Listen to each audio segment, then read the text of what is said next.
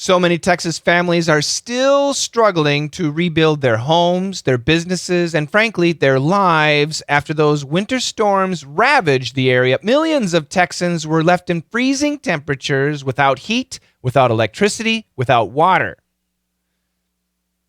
Great. Most of you said locked in. Yeah, COVID-19, locked in, right. Ravaged. We've had that word before, but that's vocabulary. That's tough. A lot of you missed frankly and families too. So, no excuse. So many Texas families. Can we say Texan families? We could.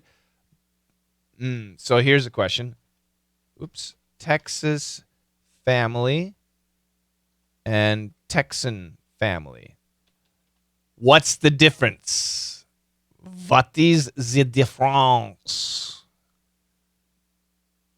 There's a question. You can put your answer on box. What's the difference between Texas family and Texan family, okay? So many Texas families are still struggling to rebuild their homes, their businesses, and frankly, long A, and frankly, their lives after those winter storms ravaged the area. So this DTH kind of linked together. So again, this is a new word for many of you. Ravage with the D, ravaged. The storms ravaged the areas. And again, the DTH kind of run together. The area. I have another question. So, yeah, they say rebuild their homes from a winter storm, okay? Now, actually, the winter storm, it wasn't that much snow. Just a couple inches, maybe this much snow. I mean, really, it wasn't much snow. So why do you think people had to rebuild their homes? Why rebuild their homes? Oops, you can't see that. Why rebuild their homes? Why? Because this much snow, is that going to damage your home? Any ideas as to why? No. Anyway, their lives after those winter storms ravaged the area, and she immediately goes, millions of Texans,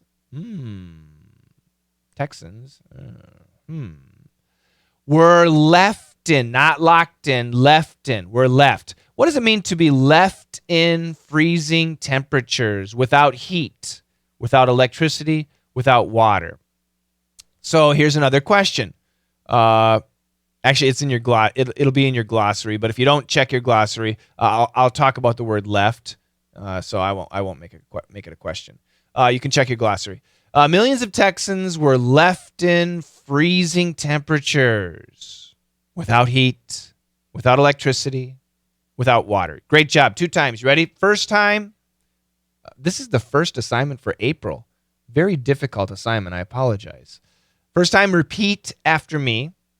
And the second time, I'll say it more normally, okay? And by the way, if you're new to DDM VIP this month, on Monday, we have a new assignment. And on Tuesday, I'll talk about lots of pronunciation rules, okay? So today, we're going to kind of skip that.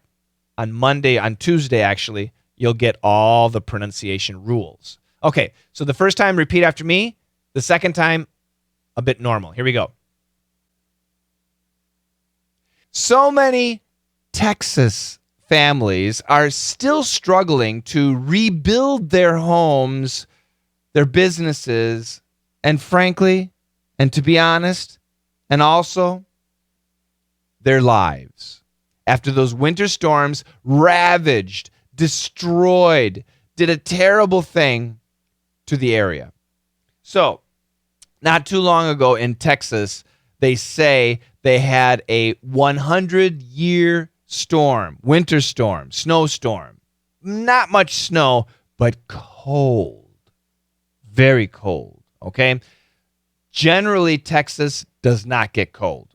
It's very nice year-round. Now, northern Texas, parts of Texas, yes, it will get cold. But in the southern part of Texas, it's nice all the time. The weather is very nice. But not this year. In 2021, it got really cold. Below zero. Freezing. Below 0 Celsius. Below 32 degrees Fahrenheit. It was cold. And not just one day, not just one night, for several days. And that was a problem.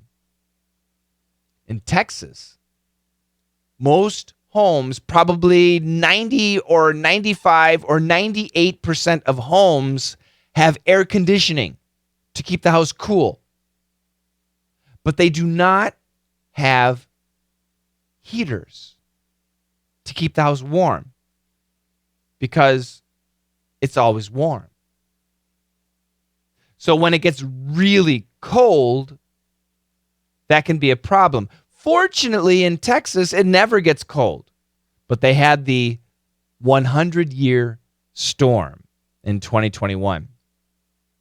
So many Texas families are still struggling, still having a hard time to rebuild their homes. And I asked you, why? What do you mean rebuild their homes? They did not have much snow. What was the problem? Alex Maslov, bingo, you got the answer. Inside your house, you have water pipes, okay? And they can be, in the downstairs. They might be upstairs, going to the bathrooms, going to the kitchen, going to the washing machine. You have water pipes. And in those pipes, if the water is running, it's no problem. But if the water is not running, the water sits still in pipes. So when it's cold, the pipes get cold first, and those pipes can freeze and become ice. And when water becomes ice, it expands and it breaks the pipe. And then it melts, and then water comes out, and the water can destroy a home. And that was a huge issue for many, many thousands of homes. Their homes were destroyed because of water damage. The water damaged the homes. Couldn't live in the homes. There's no running water. There's damage all over. And that's why they had to rebuild the homes. The snow wasn't the problem. The cold temperatures and the frozen pipes and then the expansion and the water melting and going everywhere. That was the problem. Great job, Alex. Perfect. So these Texas families are still struggling to, number one, rebuild their homes. Number two, rebuild their businesses. Number three, rebuild their lives. It was such a hard time. It was a terrible experience after those winter storms destroyed the area. Millions of Texans were left. I forgot my word. Were left all alone. Were abandoned in freezing temperatures. They didn't have heaters. They did not have heaters in the homes. So many homes do not have heaters because it's always warm. So they were left in freezing homes without heat, without electricity, because the power lines, because of the ice and the snow, the power lines broke. Without water, the water froze. No toilets, no drinking water, no washing machine, no dishwasher, no water for many days.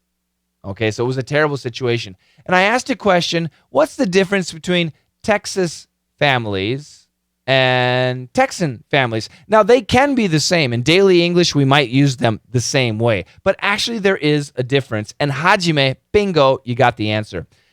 A Texas family is a family who lives in Texas, but maybe they moved from California. So right now, I was born in Texas, but then I moved to Wisconsin.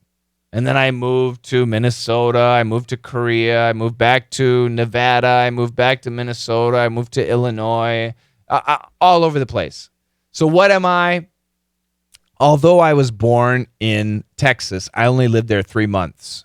I consider myself a Wisconsin boy. I'm a Wisconsin boy. But now I don't live in Wisconsin. Now I'm a citizen of the state of Vermont. I'm a Vermonter. Okay? So I don't consider myself an actual Vermonter, but I'm a Vermont citizen. Somebody who is a Vermonter was born and raised and lives still in Vermont. Somebody who is a Texan was born in Texas, were raised in Texas, and still lives in Texas. That's the idea of a Texan versus a Texan family versus a Texas family. Texas family and a Texan family can be the same thing, but if you say Texas family, well, actually, maybe they came from someplace else and moved to Texas. They're still a Texas family. And if they're a citizen of the state of Texas, they're a Texan.